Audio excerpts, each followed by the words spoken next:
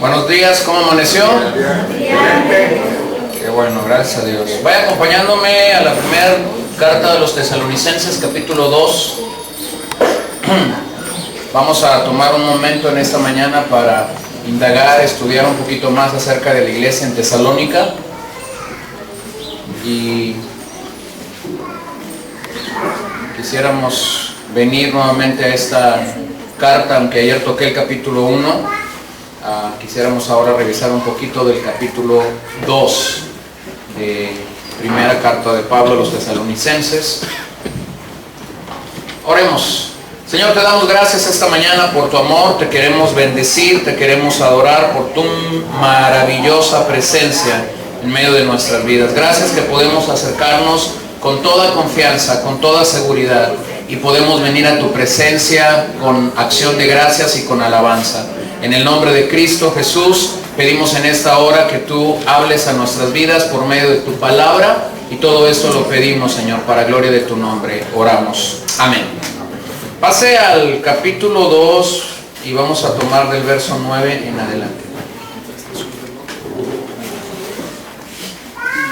Hemos dicho que Pablo estuvo muy poco tiempo en esta ciudad. No estamos, como Tony explicaba ayer, con datos ciertos o seguros. Pudiéramos pensar quizás en 3 semanas, pudiéramos pensar en un poco más. No mucho tiempo, eso sí es una realidad. No mucho tiempo es que Pablo estuvo aquí.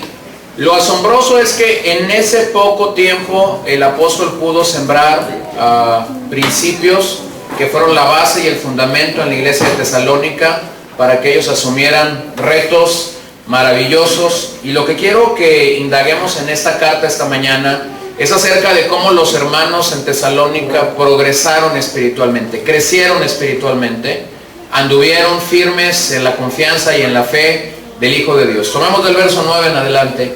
Porque os acordáis, hermanos, de nuestro trabajo y fatiga, como trabajando de noche y de día para no ser gravosos a ninguno de vosotros, os predicamos el Evangelio de Dios. Vosotros sois testigos, y Dios también, de cuán santa, justa e irreprensiblemente nos comportamos con vosotros los creyentes. Así como también sabéis de qué modo, como el Padre a sus hijos, exhortábamos y consolábamos a cada uno de vosotros, y os encargábamos que anduvieseis como es digno de Dios, que os llamó a su reino y gloria.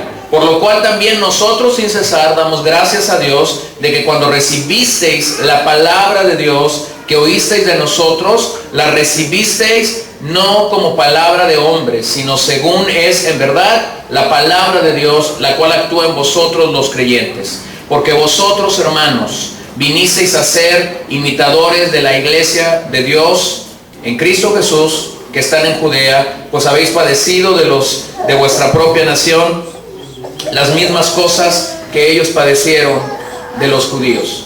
Me gustaría que vuelva a considerar el pasaje, platique con la persona que está a su lado un par de minutos. ¿Qué es lo que aprecia en este pasaje? Tomemos unos 5 o 6 minutos y platique con quien está a su lado, quizás a su derecha, a su izquierda, sobre este pasaje en particular, sobre estos versos que hemos leído en particular. Converse sobre ellos, por favor. A ver, Rafael. Primero, que ellos trabajaban día y noche, o sea, a veces tenían fatiga, pero no desmayaban. Ok. Que la iglesia de Tesalónica llegó a ser imitador de la iglesia de Jesucristo que estaba en Judea, o sea, la iglesia primitiva. Y dentro de ellos me enseña de que en estos tiempos que nosotros vivimos, también tenemos que ser igual a esos tiempos, ¿no? Ser genuinos, ser fieles, ser leales, ¿no? Porque el Señor dice en su palabra que podrá pasar el cielo y la tierra, pero su palabra permanece para siempre. Ok. ¿Qué más ven ahí?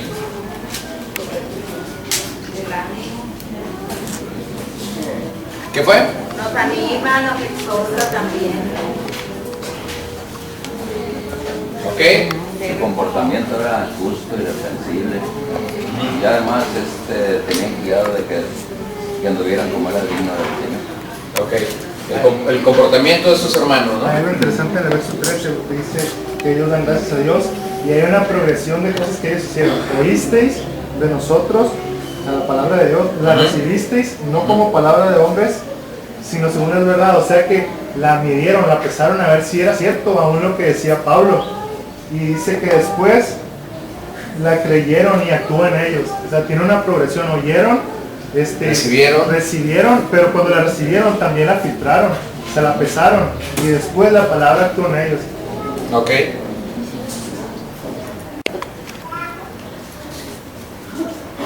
¿Qué más ve ahí? ¿Qué más aprecia ahí en ese pasaje?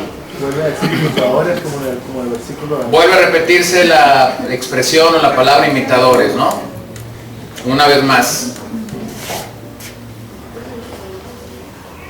A ver, Rafael. Que también ellos pues, agradecían a Dios la oportunidad que les daba y que siempre oraban por ellos. Ok, había una oración continua por los hermanos. Y los consolaban a cada uno de ellos. Ajá.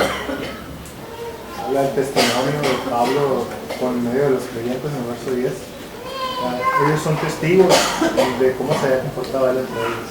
Okay. Pablo tiene esta idea de decir cómo es que los hermanos en Tesalónica habían sido testigos del comportamiento que ellos como misioneros, recordemos Pablo, Silas y Silvano y Timoteo habían estado entre ellos, ¿no?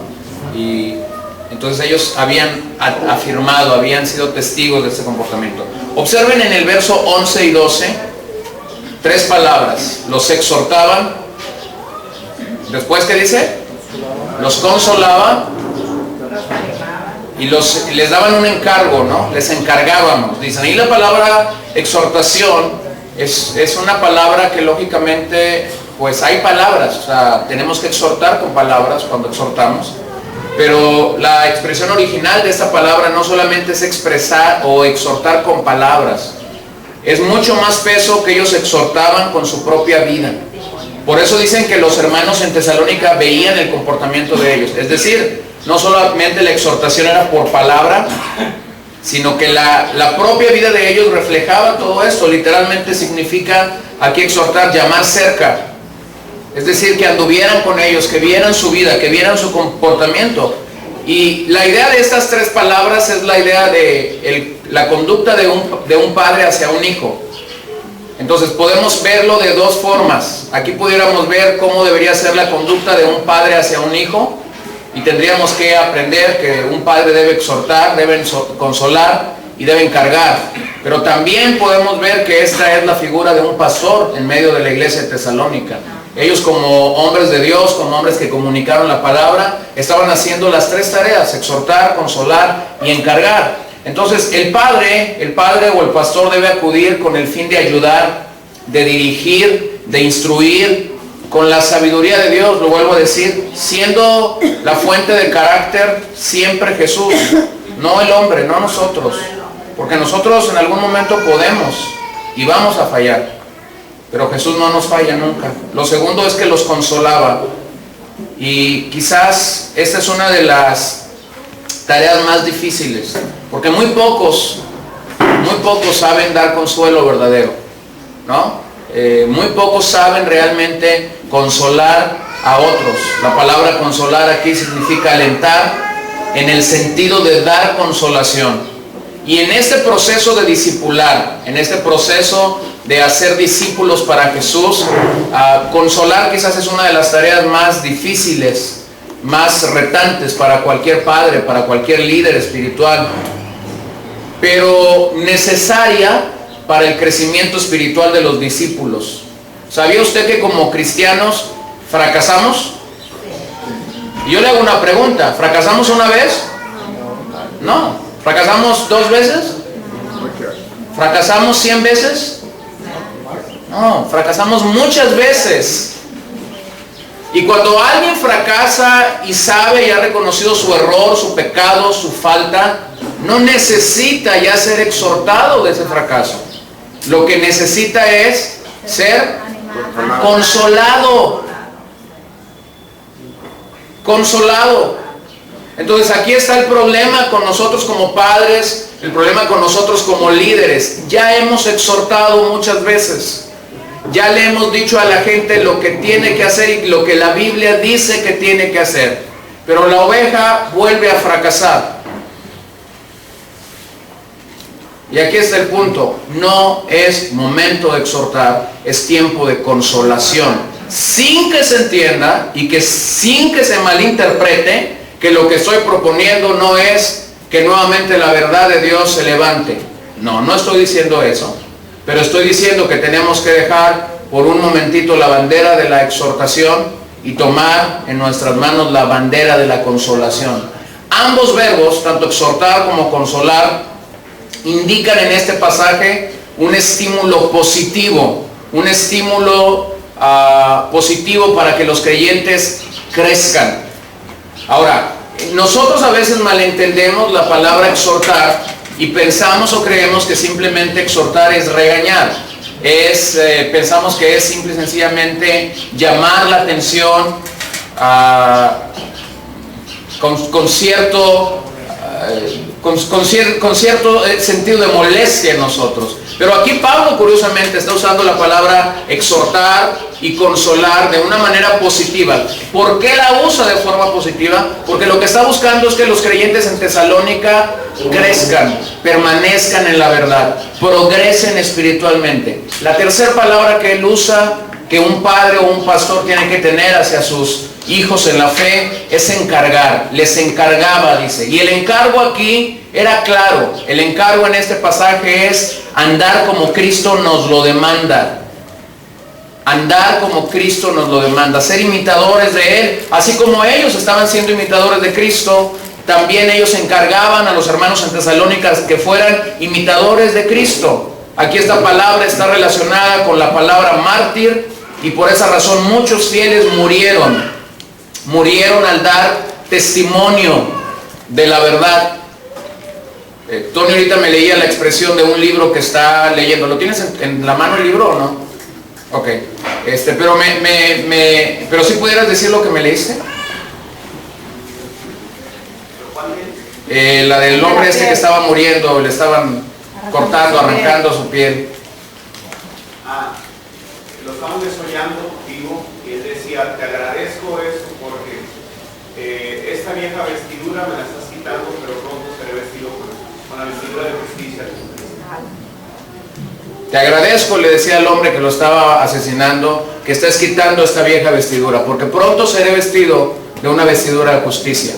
Les encargaban, y cuando ellos encargaron el ser testigos de Cristo, incluía la posibilidad de ser mártires por Jesús, incluía la posibilidad de sufrir, de padecer por Jesús. Estas tres tareas de exhortar, de consolar y de encargar son vitales en la vida de una iglesia si vamos a buscar que la gente progrese espiritualmente. La iglesia no es un lugar donde acumulamos personal simplemente para decir aquí hay 100, aquí hay 200, aquí hay 50. No, la idea no es tener cantidad. Por lo menos la idea bíblica de una iglesia no es tener cantidad. La idea bíblica de una iglesia es tener una comunidad de fe, una familia, una hermandad de fe, donde todos nos vamos animando y exhortando los unos a los otros para crecer en el amor, en la fe, en la verdad del Señor Jesucristo. Solo cuando este poder de Dios actúa en una congregación es que podremos llegar a madurar como lo estaban haciendo los hermanos en Tesalónica. Ahora observen cómo es que ellos empezaron. Vayan al verso 13, por favor. Tomemos el verso 13. De nuevo, por lo cual también nosotros sin cesar damos gracias a Dios de que cuando recibisteis la palabra de Dios que oísteis de nosotros, la recibisteis no como palabra de hombres, sino según es en verdad la palabra de Dios, la cual actúa en vosotros los creyentes. Observen esto, cuando ellos recibieron la palabra, el testimonio que Pablo, que Silvano, que Timoteo estaban dando, cuando ellos recibieron esa palabra, la recibieron como palabra de Dios. Como palabra de Dios. El eco del que yo hablaba ayer, el eco que nosotros debemos de tener si habremos de comunicar el mensaje del Evangelio. El eco procede de una fuente original, auténtica, que es Dios mismo. Y por eso es que ellos recibieron la palabra como viniendo de Dios y no de los hombres mismos. Los hermanos en Tesalónica iniciaron con la palabra y continuaron con la palabra de Dios. No dudaron, no vacilaron, no aceptaron unas cuantas verdades y rechazaron otras cuantas verdades, sino que aceptaron el mensaje que estos hombres les habían predicado como un mensaje auténtico, como el mensaje de la verdad, como el mensaje que comunica la totalidad de la palabra de Dios. Los hermanos ahí estuvieron abiertos entonces literalmente a recibir el Evangelio de Dios. Sobre todo el mensaje que aquellos misioneros estaban compartiendo consistía en el mismo Evangelio de Dios comunicado. Pero la expresión ahí, la palabra de Dios que oísteis de nosotros, literalmente se lee palabra oída de nosotros y enviada por Dios. Palabra oída por nosotros, de nosotros y enviada por Dios. Estas palabras que ellos pronunciaron comunicaban la verdad del Evangelio y no la opinión de los hombres. Recuerde que la ciudad estaba llena de pensadores, de filósofos, al ser un puerto y al estar en una de las vías principales que desbordaban a Roma, la vía Egnacia. Esto hacía de Tesalónica un lugar donde se congregaban diferentes formas de pensar, diferentes formas de creer. Sin embargo, lo que vemos aquí es que cuando ellos comunicaron estas palabras, no eran más ideas de hombres, eran simple y llanamente las palabras de Dios.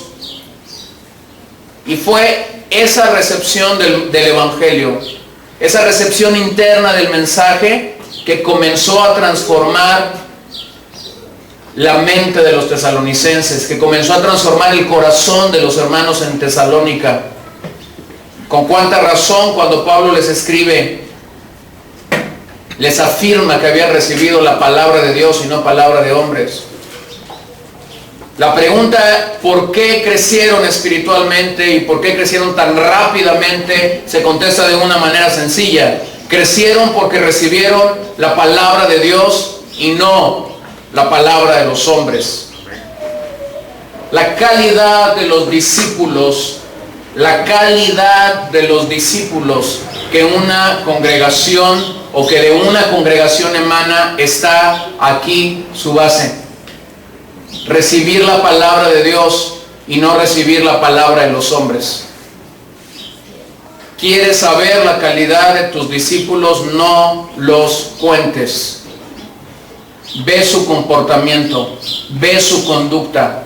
La palabra de Dios nos capacita, nos alimenta, nos desafía, nos reta de tal forma que cuando la recibimos como eso, como la palabra de Dios, podemos tener esa calidad de discípulos que se anhela, que se espera en el mensaje del Evangelio. Entonces tenemos dos cosas a contrastar en este verso. Por un lado, la palabra de los hombres. Por otro lado, la palabra de Dios. Te pregunto esta mañana, ¿qué palabra estás recibiendo? Porque escúchelo bien. Usted puede venir a la misma congregación, podemos estar en congregaciones hermanas, podemos estar en una misma congregación y quizás hay hombres o mujeres que siguen viniendo a una misma congregación y sin embargo no están abrazando la palabra de Dios.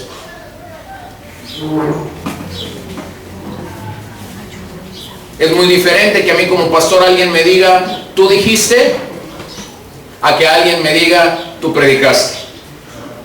Tú anunciaste la verdad, tú comunicaste la verdad. A mí no me interesa que la gente diga, tú dijiste. Eso sale sobrando, hermanos.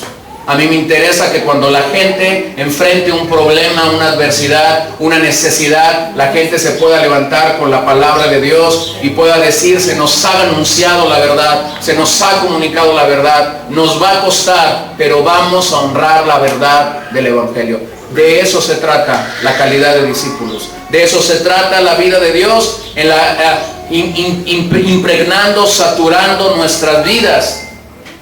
El verbo aquí traducido para actúa, la palabra de Dios actúa, quiere decir obra con eficacia, es eficiente, es productiva.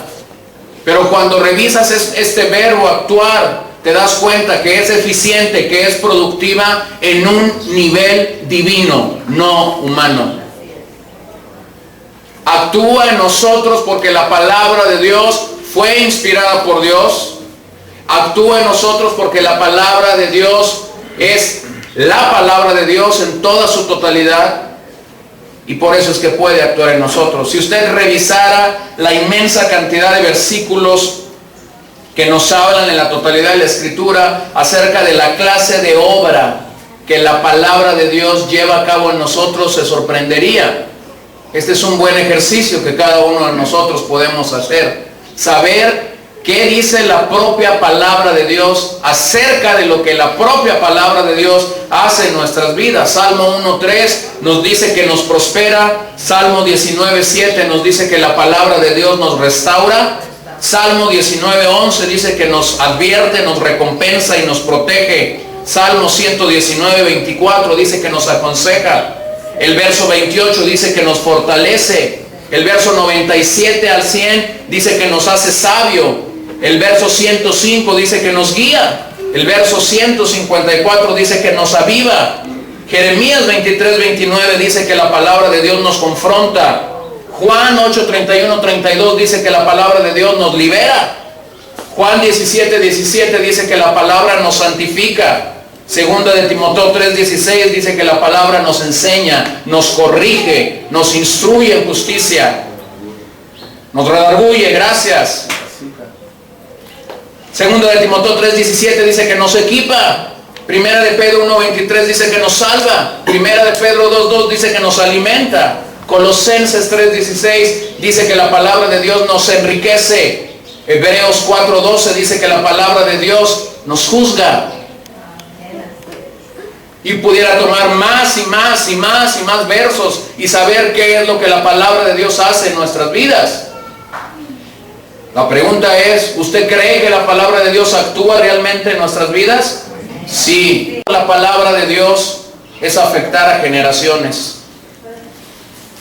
Y eso debe desafiarnos a tomar la palabra de Dios en el lugar donde tú estés, en el trabajo donde tú estés, en tu casa, en la mía, en el lugar donde nosotros estemos. Permitir que ese trabajo de la palabra de Dios comience a obrar en nuestras vidas.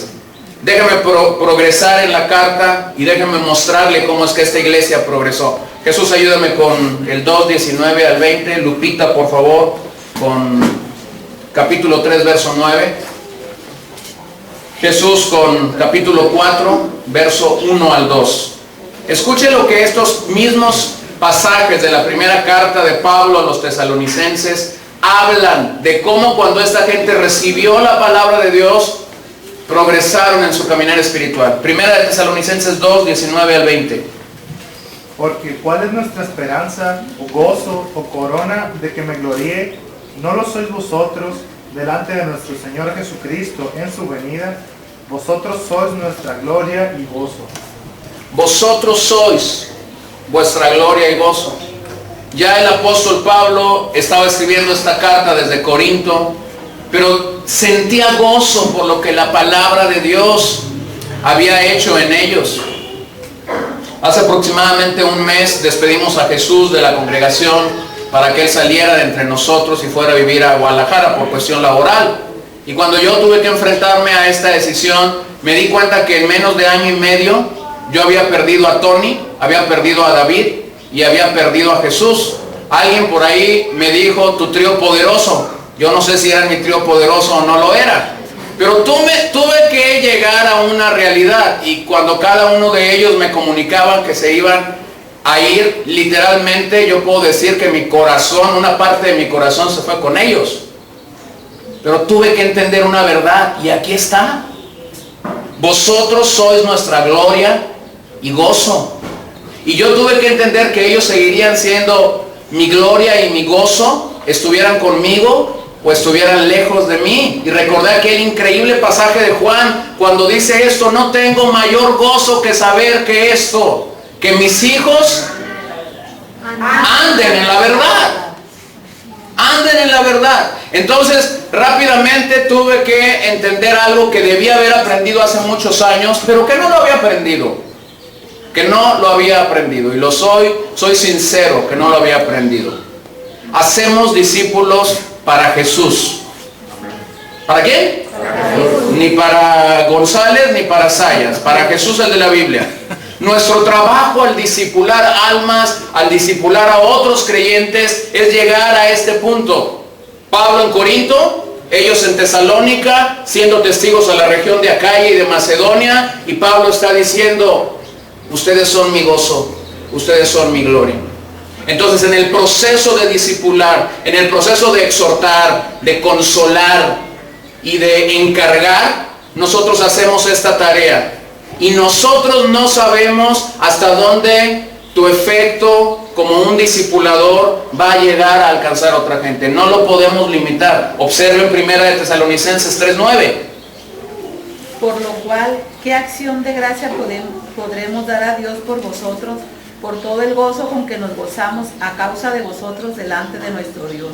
Vean que el gozo era continuo y se estaban gozando porque sus hermanos habían progresado. 4:1-2.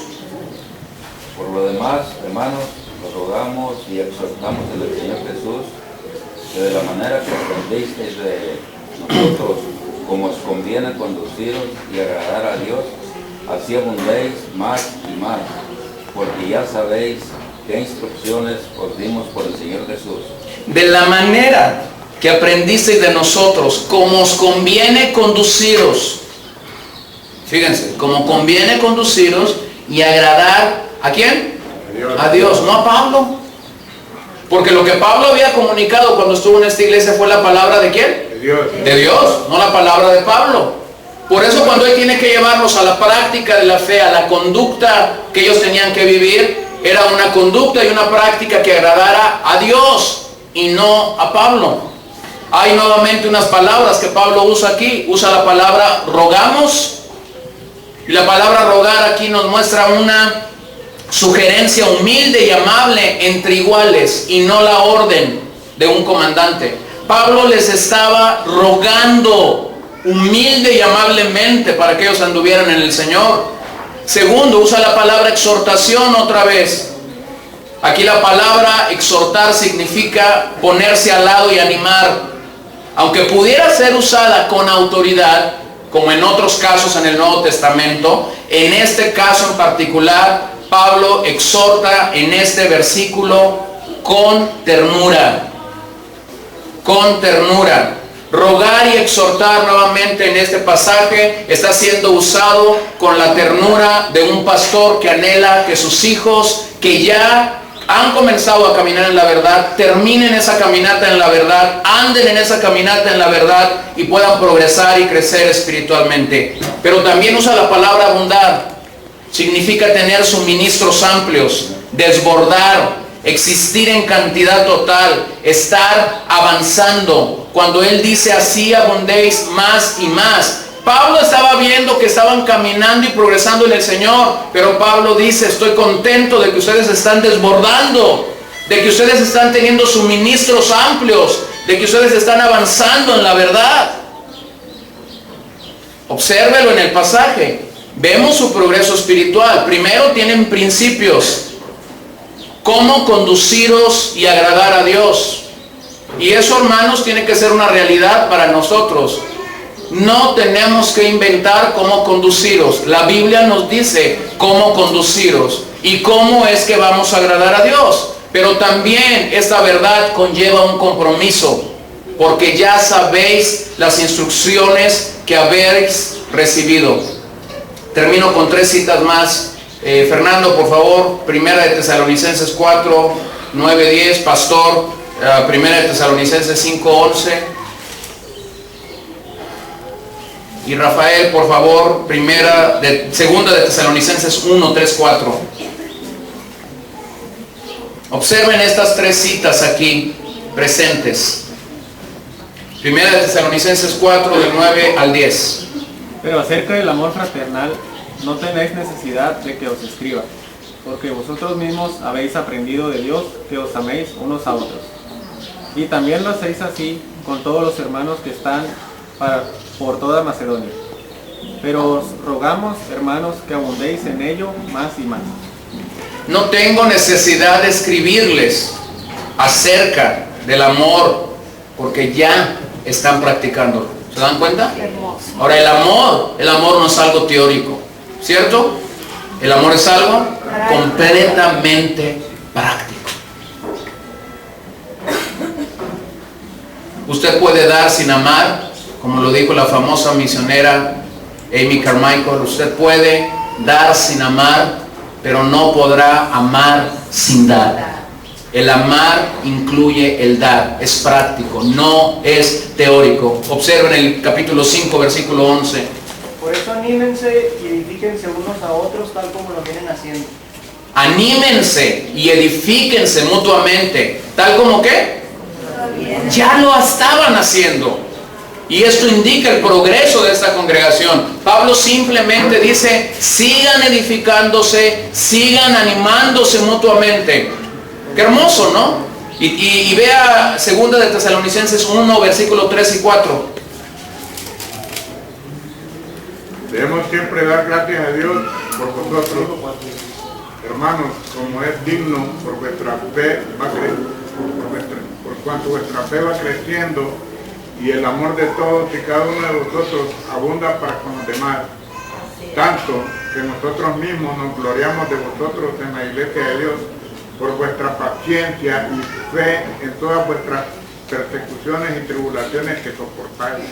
¿En qué estaban creciendo? Dice, por cuanto vuestra fe va creciendo y el amor de todos y cada uno de vosotros abunda para con los demás. Era algo que era visible en la congregación, pero Pablo hace notar que era visible de forma individual. Estaban abundando en amor, estaban abundando en fe. Y luego en el verso 4, tanto más que nos gloriamos en medio de otras iglesias. ¿Por qué? Por vuestra paciencia, por vuestra fe en todas vuestras persecuciones. ¿Y qué más? Y por las tribulaciones que soportáis. Ellos estaban creciendo, ellos no estaban dormidos. ¿Se acuerdan de aquel pasaje en Romanos que dice, es tiempo de que despierten? La iglesia en Tesalónica no estaba dormida. La iglesia en Tesalónica estaba progresando espiritualmente. La razón, vuelvo a decirlo, es porque habían recibido la palabra de Dios y no la palabra de los hombres. Hermanos, no necesitamos la palabra de los hombres. Necesitamos recibir con esfuerzo, con ahínco, con fatiga, la palabra de Dios. El mundo en el que vivimos está llena de palabra, de humana sabiduría. Nosotros no necesitamos más palabrería, más parlotería. Nosotros lo que necesitamos es recibir la palabra de Dios. Este mismo hombre que escribe a los tesalonicenses estaba verdaderamente agradecido de ver que los que había tenido el privilegio de llevar el mensaje del evangelio progresaran. Mire cómo le dice a los hermanos en Colosenses capítulo 1 verso 6, la palabra que ha llegado hasta vosotros, así como a todo el mundo, y lleva fruto y crece también en vosotros desde el día que oísteis y conocisteis la gracia de Dios en verdad. La palabra de Dios lleva fruto. ¿Cuándo se da ese fruto en nuestras vidas? En el tiempo de Dios. Pero yo tengo que participar en esta recepción de la palabra de Dios. Yo tengo que, como escribe Santiago, recibir con mansedumbre la palabra de Dios. Qué maravilloso es que esa carta no tiene reprensiones en cuanto a tener que exhortarlos porque algo estaba caminando bien. De hecho, estaba caminando mal, perdón. De hecho, estaba caminando bien. Es una de las iglesias más saludables que el Nuevo Testamento nos presenta. Estaban progresando. Mi pregunta esta mañana, directa a tu corazón, sin que tengas que darme una respuesta a mí, porque Dios lo sabe, es: ¿estás progresando o estás estancado? Simple y llanamente tengo que recordarte algo. La vida cristiana no es una vida para vivirse de forma estancada. La vida cristiana es una vida que nos invita, que nos llama, que nos exhorta al progreso espiritual continuo. Si tú has venido a este lugar y estarás aquí este par de días que nos queda aquí, y tú identificas que no estás progresando espiritualmente, yo te animo a que de todo corazón busques de Dios, te arrepientas y observes y veas en tu vida que esta vida es una vida de progreso y no de estancamiento. Vamos a ponernos de pie, por favor. Oremos. Señor, ayúdanos, Padre. Estamos necesitados de ti. Estamos conscientes de la necesidad que tenemos de tu gracia, de tu amor, de tu verdad en nuestras vidas. Estamos conscientes de la necesidad que tenemos de progresar espiritualmente. Yo desconozco la forma como mis hermanos han llegado aquí. Algunos quizás agobiados, cansados. Algunos quizás, Señor, con deterioro en sus almas. Algunos quizás, Señor, bajo mucha presión, bajo mucha tensión. Pero estamos aquí, nos has traído, has derramado tu gracia, has derramado tu verdad. Nos has permitido acercarnos y allegarnos a la fuente de toda misericordia, a la fuente de toda verdad. Oramos, pedimos en este momento tu guianza, pedimos en este momento tu sabiduría y tu dirección sobre nuestras vidas y sobre nuestros corazones para abundar más y más en ti, para abundar de forma en la que podamos levantar, edificar tu verdad en nuestras vidas, abrazar tu verdad en nuestras vidas. Ayúdanos, Señor, sea cual sea nuestra necesidad.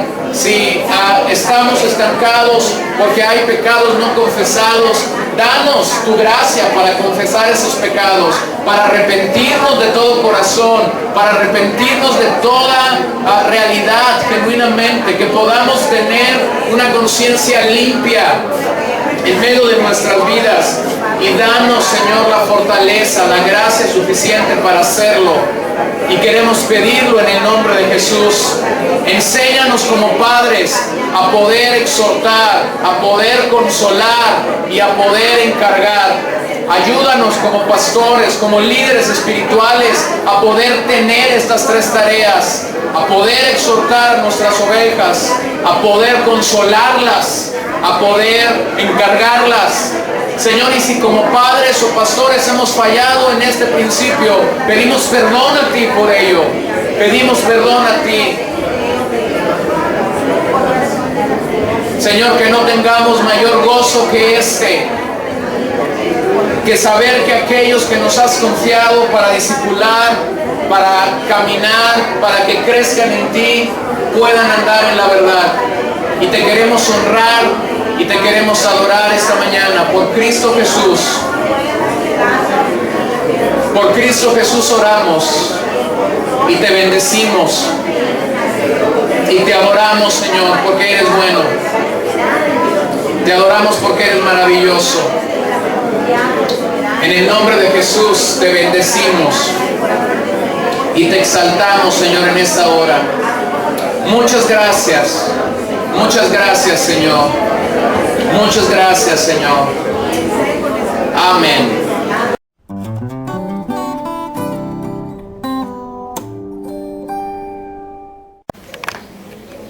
Note lo que está sucediendo aquí.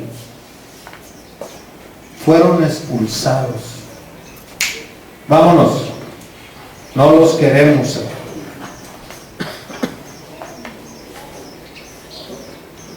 Son otros tiempos.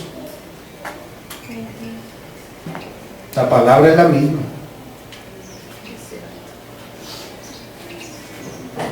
La misma.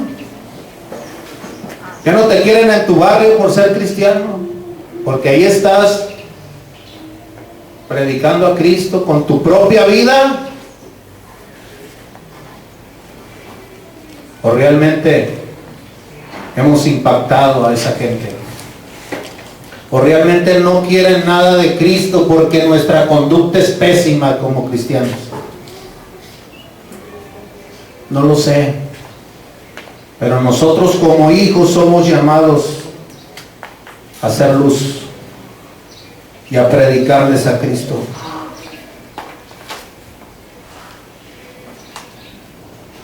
¿Qué dicen de ti? ¿Qué dicen de mí? ¿Para bien o para mal?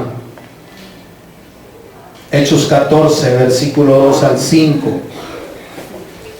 Mas los judíos que no creían excitaron y corrompieron los ánimos de los gentiles contra los hermanos. Por tanto, se detuvieron ahí mucho tiempo hablando con denuedo, confirmados en el Señor, el cual daba testimonio a la palabra de su gracia, concediendo que se hiciesen por las manos de ellos señales, prodigios, y la gente de la ciudad estaba dividida, unos estaban con los judíos y otros con los apóstoles. Pero cuando los judíos y los gentiles juntamente con sus gobernantes se lanzaron a enfrentarlos, ¿y qué? Y apedrearlo.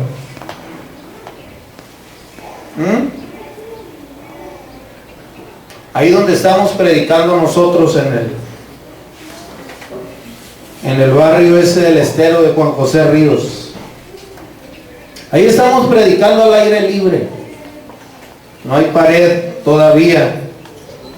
Estamos pensando que cuando tengamos ahí el granero, vamos a poner bocinas afuera para que la gente siga escuchando el Evangelio, donde se escuche el sonido. Pero ¿sabe una cosa?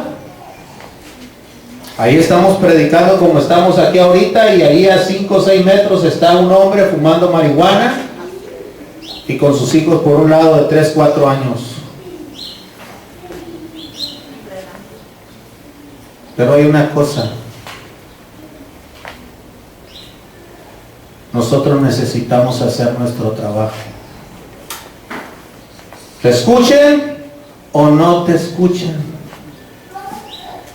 Les decía yo el domingo, ¿saben una cosa? Yo soy paciente y aquí voy a estar, reunión tras reunión, domingo tras domingo, martes tras martes. Aquí voy a estar. Cuando usted determine cambiar de vida, yo aquí lo voy a estar esperando. Venga o no venga, yo aquí voy a estar. Pero ¿sabe una cosa?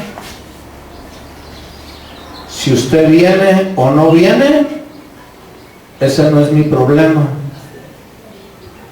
El Señor se encargará de añadir a la iglesia los que han de ser salvos. Soy llamado para predicar la palabra y me tengo que parar ahí. Pobre de mí si no predicare el Evangelio. Pero es interesante. Vamos a enfrentar diferentes situaciones difíciles por causa de predicar a Cristo.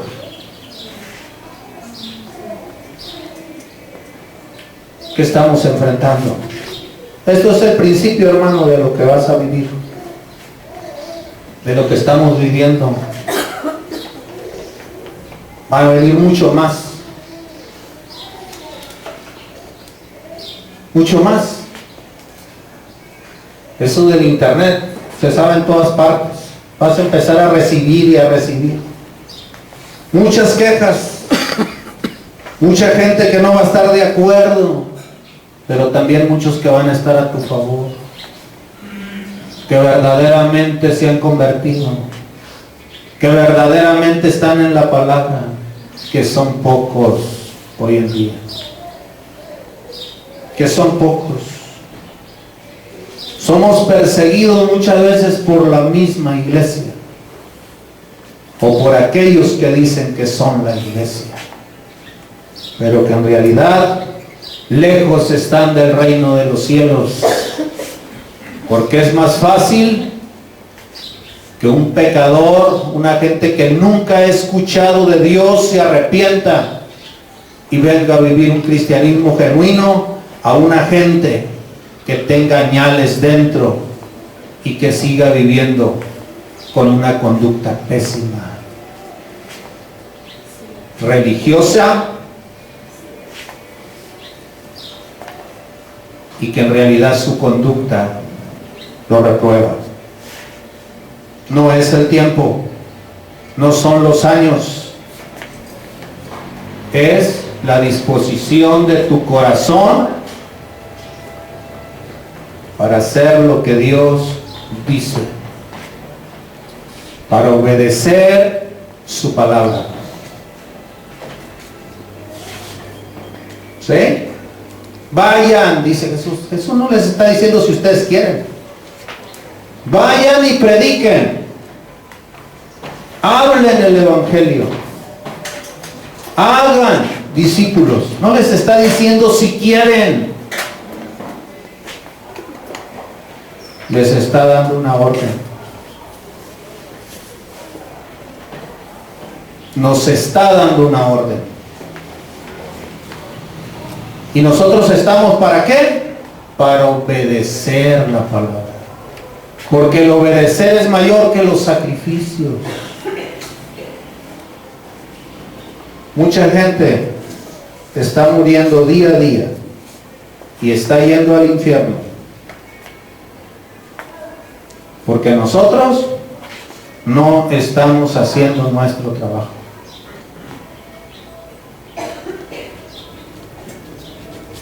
Mucha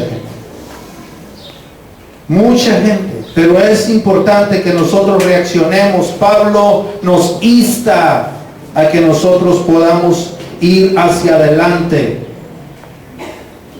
como hijos de Dios. El sufrimiento, muchas veces, como lo decía al principio, no lo queremos, pero es necesario vivirlo para poder crecer, porque es una de las herramientas que Dios usa para pulirnos. Es Dios que controla y manda el sufrimiento. Muchas veces hablo de lo espiritual. A veces la vida nos manda muchas cosas. En el Antiguo Testamento se habla que venía el sufrimiento por causa del pecado, por causa de la nación. Pero aquí podemos nosotros darnos cuenta, a la luz de la Biblia, en Isaías 45, versículos 6 y 7. Usted va conmigo a la palabra.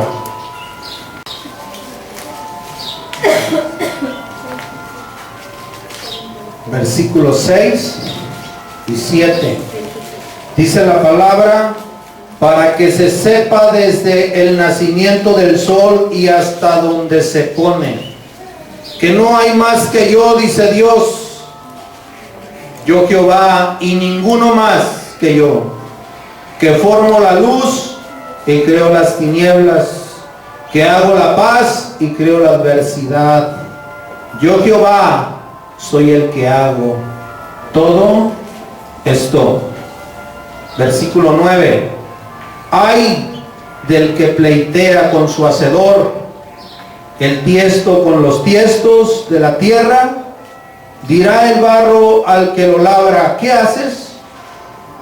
¿O tu obra no tiene manos? ¿Sí? Ay del que pleitea con su hacedor. Él es. Amós 3:6.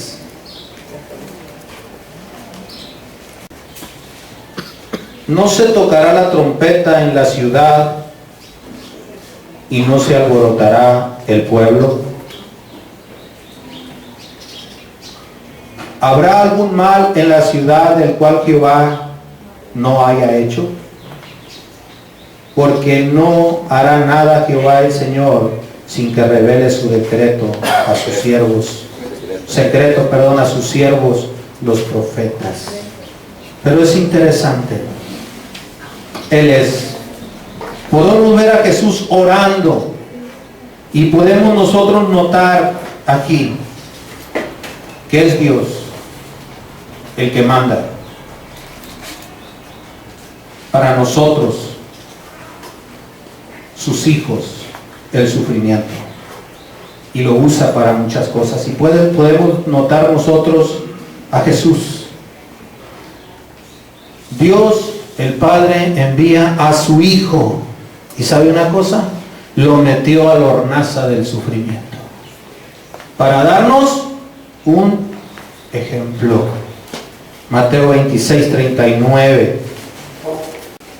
¿Se acuerdan de la oración en el Getsemaní? Y yendo un poco adelante, se postró sobre su rostro Jesús, orando, diciendo: Padre mío, si es posible, pase de mí esta copa, pero no sea como yo, sino como tú. ¿Sí?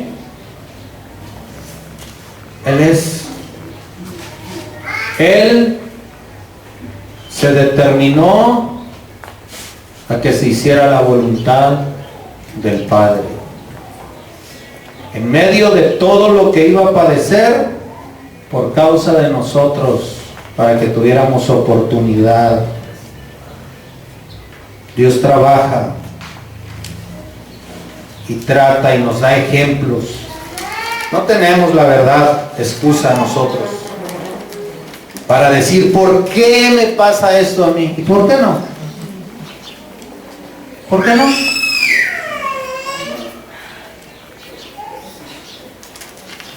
¿Por qué no? ¿Sabe por qué nos pasa? Porque Dios nos ama. Y Él en su soberanía no quiere que nosotros nos perdamos.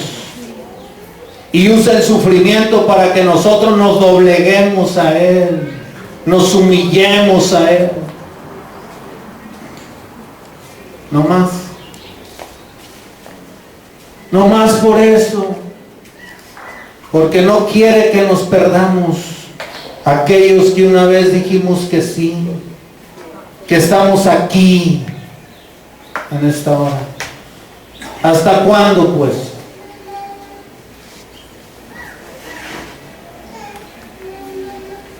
El sufrimiento es un medio por el cual los hombres de Dios son probados y purificados.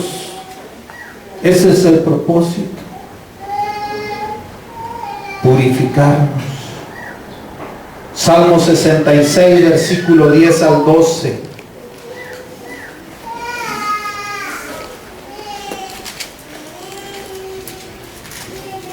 Mira lo que dice la Biblia. Salmo 66, versículo 10 al 12. Dice la palabra: porque tú nos probaste, oh Dios, nos ensañaste. ¿Sí? Nos ensayaste como se afina la plata, nos metiste en la red, pusiste sobre nuestros lomos pesada carga, hiciste cabalgar hombres sobre nuestra cabeza, pasamos por el fuego y por el agua, y nos sacaste abundancia. Al final, ¿sí? Eso es algo precioso. Pero Él nos probará, nos pulirá, nos purificará. ¿Por qué? Porque así no le servimos.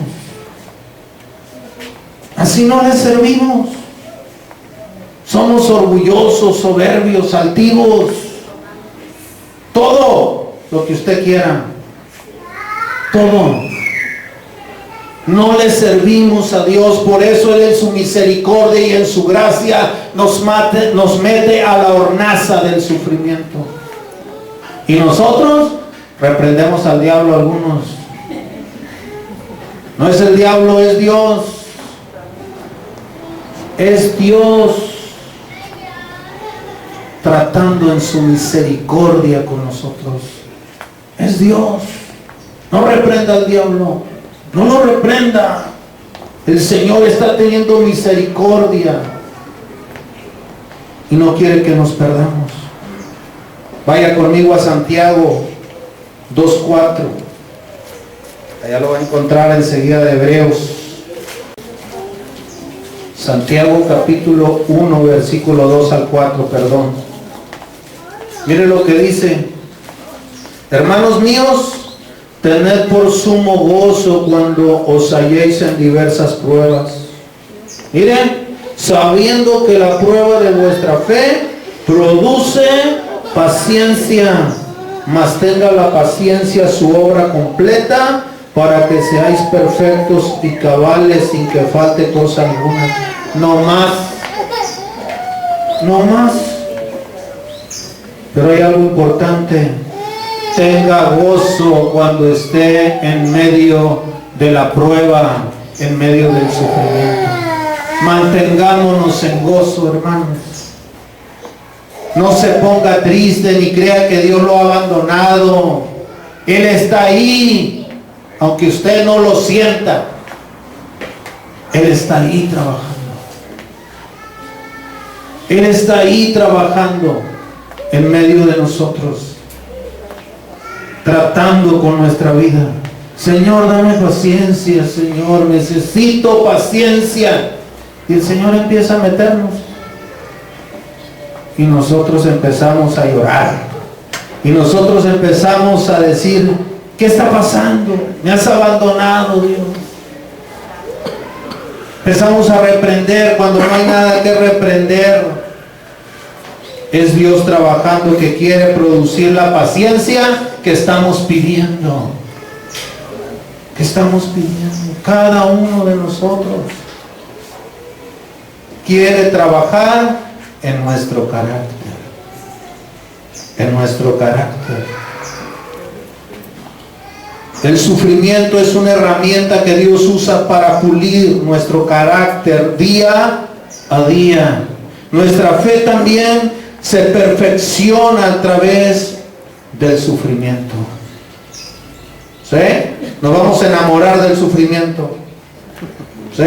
Primera de Pedro capítulo 1 versículos 5 al 7. Primera de Pedro capítulo 1 versículos 5 al 7 dice la palabra: que sois guardados por el poder de Dios mediante la fe para alcanzar la salvación que está preparada para ser manifestada en el tiempo postrero, en lo cual vosotros os alegráis, aunque ahora por un poco de tiempo, si es necesario, tengáis ser ¿qué? Afligidos en diversas pruebas. ¿Sí? Wow.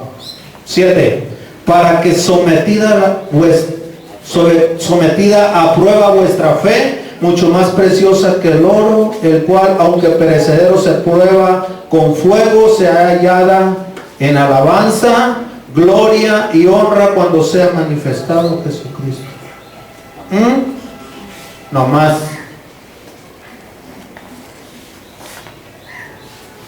Vamos a salir de este campamento y vamos a decir: Señor, mándame el sufrimiento. No se mortifique, no le diga, va a venir solo.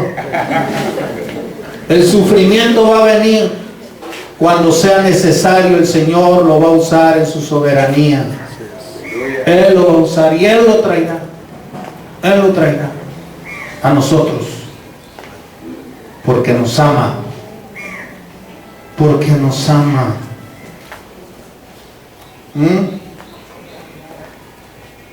Gloriémonos en las tribulaciones. ¿Quién se gloría en la tribulación? ¿Quiénes nos gloriamos en las tribulaciones? ¿Quiénes nos gozamos en la tribulación? Nadie. Nadie. Todos estamos con... Gracias, Señor. Esa actitud, gracias, Padre. ¿Qué me quieres enseñar con todo esto, Señor? Aquí estoy.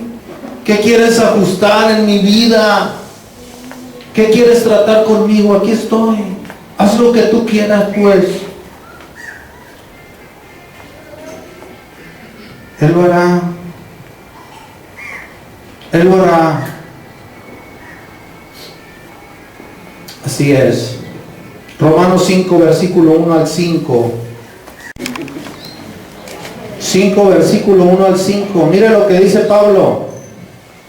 Justificados pues por la fe, tenemos paz para con Dios por medio de nuestro Señor Jesucristo, por quien también tenemos entrada por la fe a esta gracia en la cual estamos firmes y nos gloriamos en la esperanza de la gloria de Dios.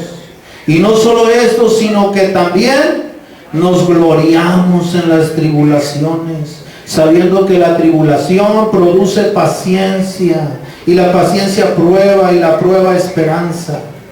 Y la esperanza no avergüenza, por el amor de Dios que ha sido derramado en nuestros corazones por el Espíritu Santo que nos fue dado. ¿Sí? No solo esto, sino que también nos gloriamos en las tribulaciones. Nos gloriamos en el sufrimiento. Qué maravilloso es poder tener esa convicción plena y esa seguridad. Todos hemos enfrentado, como decía en el principio, diferentes formas de sufrimiento. Hemos enfrentado el sufrimiento una y otra vez, pero en lo natural, la pérdida de un ser querido, diferentes cosas. Y pasamos, y pobrecitos. Y ahorita, ¿por qué no decimos pobrecitos? Pobrecitos de nosotros, hermanos, si no pasásemos por el sufrimiento espiritual, que produce eternidad, que es para siempre el estar con el Señor en el cielo. Y lo otro lo pasamos como nada, en medio del hermano que llega a darnos el abrazo de consuelo, que aquí échale ganas y que mire. Pero en medio de esto, que tiene que ver con la palabra, que tiene que ver con la persecución, con la tribulación, que tiene que ver con aquello en lo cual sea impactado el cielo, no queremos ese sufrimiento. Si lo quisiéramos, anduviéramos rapidito por nuestras colonias, donde quiera donde nosotros vivimos, anduviéramos ahí testificando de Cristo, hablándole a las autoridades allá en el palacio, hablándole a las autoridades, a ver, necesito una junta con usted, el comandante aquí de la policía, diferentes personas. No nos atrevemos. ¿Por qué? ¿Por qué no nos atrevemos? Porque somos cobardes, perdón por la palabra. Y dice la palabra de Dios que solamente los valientes arrebatan el reino de los cielos. ¿El reino de los cielos sufre qué? Violencia. Y solamente los valientes lo arrebatan.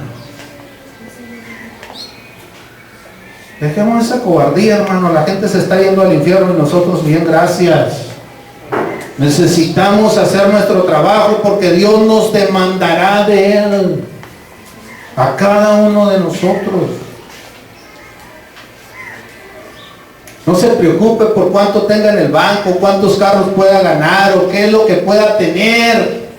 Deje un poquito eso y vayamos a lo otro.